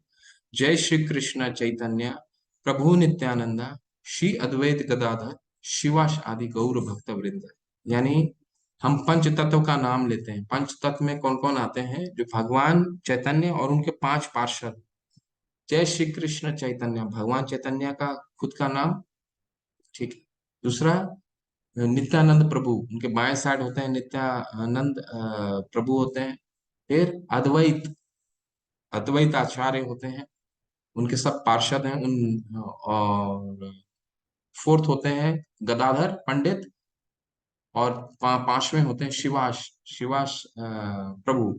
तो ये इनका 5 पार्षद हैं। इसके बाद क्या करते हैं? गौर भक्त वृंदा, फिर सारे भक्तजन को हम लोग नमस्कार करते हैं, उनको उनको प्रणाम करते हैं। ये बेसिकली ये पंच तत्व क्या है, ये प्रणाम मंत्र है माता जी। और हम, क्योंकि महाप्रभु ने दिया था ना ये जो हरे कृष्ण महामंत्र है, संकीर्तन आंदोलन चैतन्य महाप्रभु प्रभु स्टार्ट किए थे, तो हम उनको ग्रेटिट्यूड देते हैं कि आपने मुझे हमें ये मंत्र दिया, पहला नंबर 1। नंबर 2, जब माला करते हैं तो हमें कोई भी गलती अगर होती है हमसे, तो हम ये पंच तत्व का दोबारा उच्चारण करते हैं, ताकि हम उनसे माफी मांगते हैं कि प्रभु मैं आपका नाम का, आपका नाम पे ध्यान तो देने की कोशिश कर रहा था, पर मेरा ध्यान बहुत भटक रहा था, इसके लिए मुझे आप क्षमा कर दीजिए।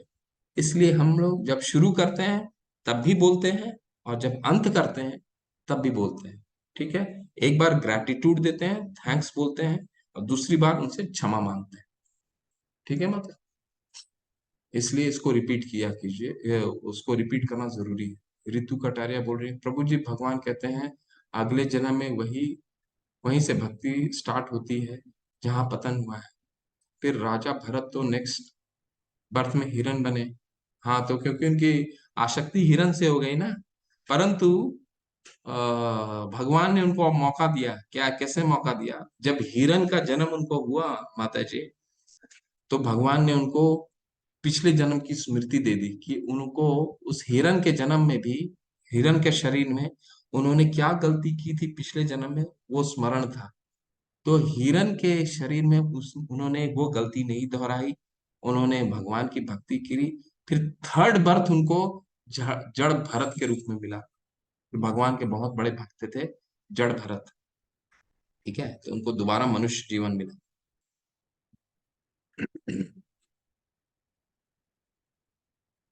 शैलजा माता जी का अभी लेता हूँ। प्रभु जी मैंने सब कुछ पास कर लिया है पर मुझे सर्टिफिकेट नहीं मिला। आपको सर्टिफिकेट नहीं मिला माता जी? ठीक है। आप जो हमारी एडमिन है ना, जो आपको डेली भेजती हैं, राखी माता जी हैं, उनका नंबर में आप मैसेज कीजिए। ठीक है, कोई प्रॉब्लम आने से फिर मैं देखता हूँ, फिर मुझसे बताइए। उनको मैसेज कीजिए सर्टिफिकेट देकर।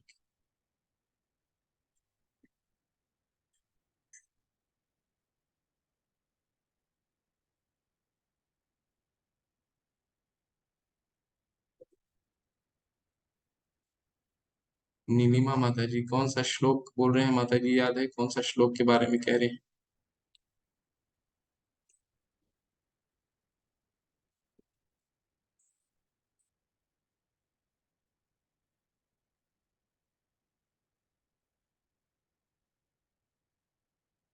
हरे कृष्ण माता जी।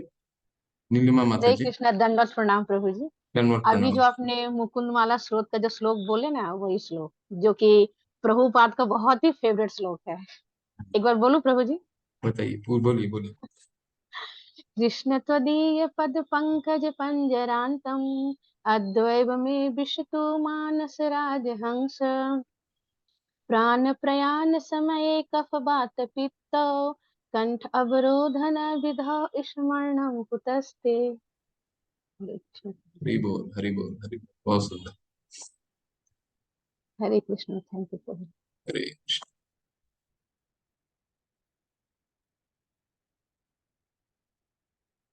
और किसी का कुछ प्रश्न है और कुछ पूछना चाहते हैं?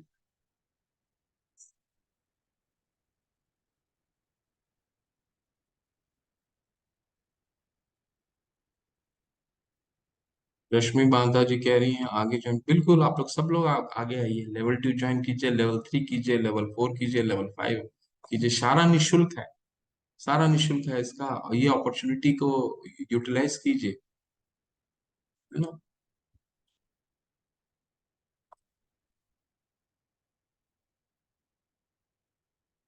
ना माता जी, हरे कृष्णा माता जी, क्या पूछना चाहते हैं? पूछिए प्लीज। हरे कृष्णा प्रभु जी। हरे आ, कृष्णा। मैंने हाल ही में मतलब आज ही से मैंने शुरू किया है कि मुझे प्रभु को भोग लगाना है। मन अंदर से बहुत इच्छा होती है, पर मैं बना नहीं पाती हूँ। रोज स्कूल और घर और ये सब देखते देखते कभी मैं भोग बना ही नहीं पाती हूँ। तो मैंने सुना था एक प्रवचन में मैंने सुना था कि उन्होंने बोला था कि अगर पानी, पत्र, जल, पुष्प और एक और चौथा चीज मुझे याद नहीं आ रहा, बट इन चारों चीजों के ऊपर अगर आप तुलसी का पत्र रख के अगर उनको अर्पित करेंगे तो वो प्रभु जी खुश होते हैं। तो आज मैंने उनको पानी अर्पण किया है। तो उसके पहले अर्पण करने के क्या नियम है? मैं कैसे उनको अच्छे से अर्पण करूं ताकि उनको वो चीज पहुंच जाए, उनको वो चीज स्वीकार्य हो? अगर आप गाइड करेंगे तो। हरि बोल, बहुत अच्छा आपने आप कर रहे हैं माता जी। ये जो प्रवचन 9वां अध्याय का 26वां श्लोक है, पत्रम पुष्पम फलम तोयम यो में भक्त्या प्रयच्छति तद हम भक्त्या प्रीतम अश्नान अश्नामि प्रतात्मनः। यानी तुम्हारे पास अगर पत्र है तो पत्र दे दो, पत्र नहीं है तो फूल दे दो, फूल भी नहीं हाँ, है तो जल अर्पित कर दो। लेकिन हाँ, अर्पित करने का भाव क्या होना चाहिए? मुझे प्रेम पूर्वक करना है। ठीक है। हाँ, तो माता जी क्या कीजिए, तुलसी का पत्र डालिए। जब स्नान करके शुद्ध रहते हैं तब जा करके तुलसी पत्र डालिए, अर्पित कीजिए। और हाँ, मंत्र होता है, अर्पित करने का मंत्र होता है, मंत्र बोला जाता है। परंतु अगर वो मंत्र स्मरण नहीं है, कोई बात नहीं, हाँ। आप सिर्फ हरे कृष्णा कृष्णा कृष्णा हरे हरे 3 बार उच्चारण कर लीजिए। और हरे वो हरे ये राम हरे राम। ये और यहाँ से आप अर्पित कीजिए। और जहां भी आपके अर्च विग्रह हैं, अगर आपने पर्दा लगा रखा है अर्च हाँ, विग्रह के पास, तो पर्दे से ढक दीजिए। और अगर किसी रूम में है अर्च हाँ, विग्रह, तो उस रूम को दरवाजा लगा दीजिए। क्यों?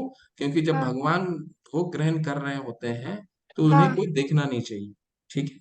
और अच्छा। उन्हें 15 मिनट समय दीजिएगा उनका भोजन। वो 10 से 15 मिनट लेते हैं। 15 मिनट के बाद ही नॉक कीजिए जहां भी जाते हैं। और हाँ मान लीजिए अगर दरवाजा नहीं है तो ताली हाँ। पीट के जाइए। ठीक है, जी ऐसे जी अचानक मत चले जाइए, ताली जी पीट के प्रभु जी। जाइए, नॉक कीजिए। और फिर जी वो भोग को आप लीजिए। और जो भी आपका जल है, जैसे जल आपने अर्पित किया है, हाँ और जितना जल है उस जल में हाँ। उस जल को मिला दीजिए, सारा जल आपका भोग हो शुद्ध हो जाएगा। जाएगा। अच्छा। ठीक है, ऐसे कीजिए, जी ऐसे स्टार्ट कीजिए। और जब आप इस पे डिसिप्लिन हो गए, हर दिन करने लग गए, तो फिर हाँ। एक मंत्र आता है, 2 मंत्र आता है, फिर उसका उच्चारण सीख लीजिए। डेली देख देख के जी बोलिए। और फिर एक दिन याद हो जाएगा। मंत्र तो ऐसा नहीं माता जी, डेली बोलते बोलते बोलने से याद हो जाता है। ठीक है, लेकिन हरे कृष्णा बोल करके शुरू कीजिए, कोई बात नहीं। ठीक है माता। अन्नपूर्णा माता, और कुछ प्रश्न है आपके? आपका हैंड रेज है। हेलो। हरे कृष्ण प्रभु जी। जी जी, हरे कृष्ण। मेरे घर में लहसुन प्याज का भोजन बनता है, लेकिन जब से मैंने यहाँ सीखना शुरू किया, कोर्स करना शुरू किया, मैंने खुद से नहीं खाया है। पर और लोगों को पका के देना होता है लहसुन प्याज का, क्योंकि सबको तो हम मना नहीं कर सकते हैं। कोशिश करती हूँ, कभी कभी नहीं डालती हूँ। लेकिन अगर कभी मैं बाहर जाती हूँ अपने घर के फैमिली के साथ, तो मैं अगर कभी खा लेती हूँ लहसुन प्याज वाला भोजन, तो चलेगा, मैं अगर तुलसी की माला में जाप करूँ तो? माता जी, तुलसी का माला, जब तक लहसुन प्याज आप यूज कर रहे हैं तब तक तुलसी माला को ग्रहण मत कीजिए। मैं यूज नहीं कर रही हूँ, पर पकाना पड़ रहा है, खा नहीं रही हूँ। हाँ, तो अभी अभी नीम के माला पे कीजिए। क्योंकि और घर में आपने तुलसी महारानी को रखा है ना आपने? हाँ हाँ है। उनकी सेवा कीजिए अच्छे से, उनको साकार रूप में सेवा कीजिए, बहुत अच्छे से रखिए, उनको सेवा कीजिए। ठीक है, तुलसी महारानी को अच्छे से रखिए। परंतु पर घर के और लोगों को तो मैं मना नहीं कर सकती ना कि जी आप जी मत खाइए। जी जी। तो जैसे आपने छोड़ दिया है बिल्कुल क्या? हाँ, मैंने छोड़ दिया। मैं जब से पाठ कर रही हूँ, आज 9वां दिन है, मैंने नहीं खाया। हम्म, ठीक है माता जी, अभी आप यूज कर सकते हैं, लेकिन थोड़ा सा और अपने आप को टाइम दीजिए, एक आध महीना दीजिए पूरा। 1 महीने तक अपने आप को देखिए, इसके बाद फिर इसको तुलसी माला कैसे करना है। आप क्या माला ग्रहण करना चाहते हैं कि माले पे चैंटिंग करना नहीं नहीं चाहते नहीं, माला ग्रहण नहीं करना चाहते हैं। हैं? चैंटिंग करना चाहते हैं ना? हाँ हाँ। माला हाँ ठीक है। ग्रहण और चैंटिंग में क्या अंतर है? नहीं, माला ग्रहण मतलब बहुत ही, वो माला ग्रहण अगर आप करते हैं तो वो 4 नियमों का बहुत दृढ़ता से पालन होना चाहिए। 4 नियम कौन कौन से होते हैं आपको मालूम ही होंगे। No meat eating, no meat eating, no intoxication, मांसाहार नहीं करना, नशा पान नहीं करना। नशा में चाय और कॉफी भी आ जाते हैं, चॉकलेट्स भी आ जाते हैं। तीसरा होता है आपको व्यभिचारिणी नहीं, मतलब वो तो सब लोग होता ही है। ठीक है, अवैध संग नहीं। और चौथा होता है जुआ ना खेलना। तो ये 4 नियम जो है ये बहुत ही। मैं तो इनमें से कोई भी नहीं करती हूँ ना। मैं मांस खाती हूँ ना दाल पीती हूँ, मैं तो कुछ भी नहीं तो करती हूँ। इसमें आप लहसुन प्याज चाय और हाँ कॉफी ये भी आ हाँ जाते हैं माता जी। हाँ तो हाँ। इसको दृढ़ता से पालन कीजिए।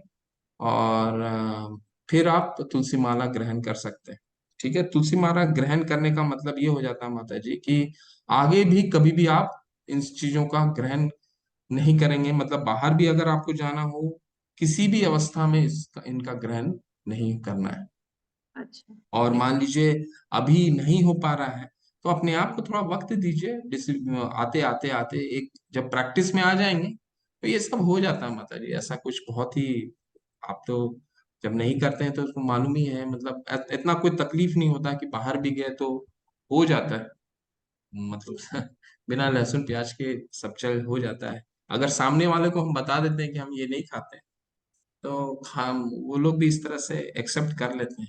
शुरू में तो नहीं एक्सेप्टेंस होता है, बट धीरे धीरे सारा कुछ एक्सेप्टेंस हो जाता है। जी, जी। धन्यवाद प्रभु जी। हरे कृष्ण। धन्यवाद।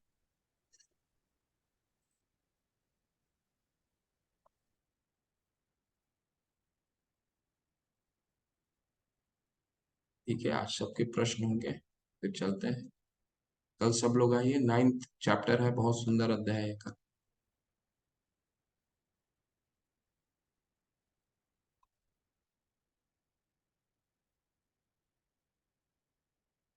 कोको माता जी कह रही है, हरे कृष्णा पूजी, मुझे मंत्र बता दीजिए जो भोग लगाते हैं टाइम है।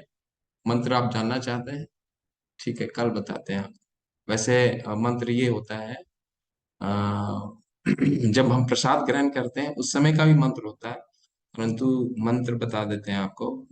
पहले तो प्रभुपाद जी का हम लोग मंत्र बोलते हैं, नमो विष्णुपादाय कृष्ण पृष्ठाय भूतले श्रीमते भक्ति वेदांत स्वामी इति नामिने नमस्ते सरस्वती देवे गौरवाणी प्रचारने निर्विशेष शून्यवादी पाश्चात्य देश तारिणे। इसके बाद फिर भगवान चैतन्य को बोलते हैं, नमो महावदानाय कृष्ण प्रेम पदायते कृष्णाय कृष्ण चैतन्य नामने गौरीतशे नमः। फिर भगवान कृष्ण को बोलते हैं, नमो ब्रह्मांड देवाय गौ ब्रह्मानिताय च जगत हिताय कृष्णाय गोविंदाय नमो नमः। ये दोनों मंत्र को हम 3 बार रिपीट करते हैं, नमो महावदनाय कृष्ण प्रेम पदायते कृष्णाय कृष्ण चैतन्य नामने गौरीतशे नमः, नमो ब्रह्मांड देवाय गौ ब्रह्मानिताय च जगत हिताय कृष्णाय गोविंदाय नमो नमः। ये 3 बार रिपीट करते हैं। फिर जय श्री कृष्ण चैतन्य प्रभु नित्यानंदा श्री अद्वैत गदाधर शिवासादि गौर भक्त वृंदा। मैं बोलूंगा निर्गुण माता जी को कि आपके चैट में भी डाल देंगी वो। ठीक है, तो ये इसका आप उच्चारण कर सकते हैं या कहीं लिख लीजिए, लिख करके डेली पढ़ लीजिए।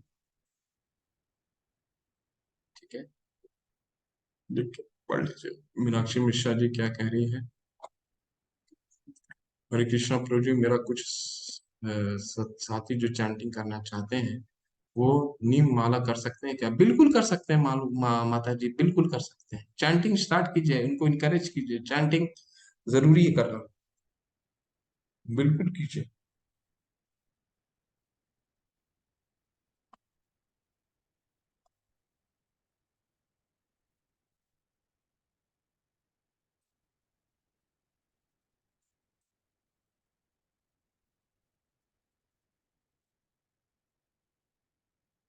ठीक है, चलिए चलते हैं। वांछा कल्पतरुभ्यश्च कृपा सिन्धुभ्येव च पतितानां पावने भयो वैष्णवे भयो नमो नमः। अनंत कोटि विष्णु वृंद की जय, शिला प्रभुपाद की जय, नमाचार्य हरिदास ठाकुर की जय। आप सभी को हरे कृष्ण।